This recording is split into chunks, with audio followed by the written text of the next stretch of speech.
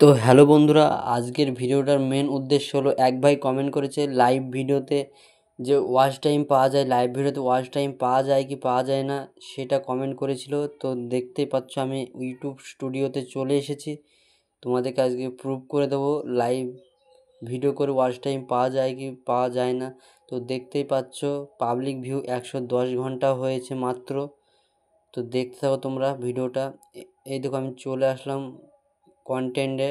তো কন্টেন্টে আসার পর এই দেখো লাইভ ভিডিও অনেক দেখতে পাচ্ছ, এখানে অনেকগুলোই লাইভ ভিডিও করা আছে।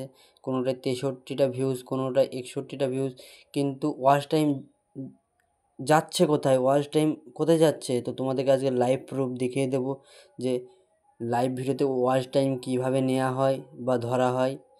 তো দেখতেই পাচ্ছ আমি একটা যেটা সবথেকে বেশি ভিউজ এসেছে ওই ভিডিওর তোমাকে ওয়াচ টাইম দেখাবো তোমাদেরকে।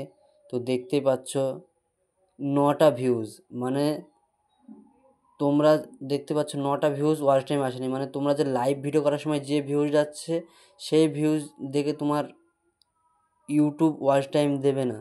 তোমার লাইভ ভিডিও শেষ হওয়ার পর তুমি যে আপলোডিং করছো, তারপরে লাইভ ভিডিও যে আপলোডিং করার পর যতজন মানুষ দেখবে বা যতটা ভিউজ আসবে সেই ভিউজ অনুযায়ী তোমাদেরকে ওয়াচ টাইম দেওয়া হবে।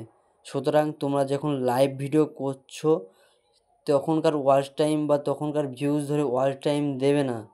তোমরা লাইভটা শেষ হওয়ার পর যে ভিডিওটাকে আপলোড বা ডান বলে ছাড়ছো, তারপরে যে কটা ভিউজ আসবে সেই কটার ভিউজ দেখে ওয়াচ টাইম ধরা হবে। তাই আমিও এটা ভেবেছিলাম যে 400-500 ভিউজ আসছে লাইভ ভিডিওতে, কিন্তু ওয়াচ টাইম কোথায় যাচ্ছে? তারপরে আমি জানতে পারলাম না, আপলোড করার পর ভিডিও তারপর যেটা ভিউজ আসে সেই ভিউজ অনুযায়ী ওয়াচ টাইম দেয়। তো তোমরা সুতরাং বুঝে গেলে। এবার দেখো বড় ভিডিও একটা রাজুদার পকেট পরোটা দেখতে পাচ্ছ, এই ভিডিওটা মাত্র 1,500 ভিউজে 37 ঘন্টা ওয়াচ টাইম দিচ্ছে।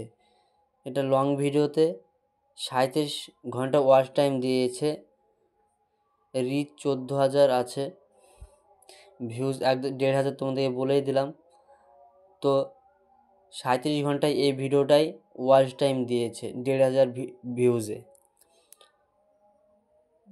তো ব্যাক আসলাম আমি আবার আরেকটা ভিডিও তোমাদেরকে দেখাচ্ছি। এইটাও ওই একই সেমের একই কোয়ালিটির ভিডিও, এটা 1600 ভিউজ এসছে, এটার 31 ঘন্টা ওয়াচ টাইম দিয়েছে। মানে ওটা 4 মিনিটের ভিডিও ছিল, এটা 4 মিনিটের কিছু কম ছিল, তাই ওটা 37 ঘন্টা ওয়াচ টাইম ছিল, এটা 31 ঘন্টা ওয়াচ টাইম দিয়েছে।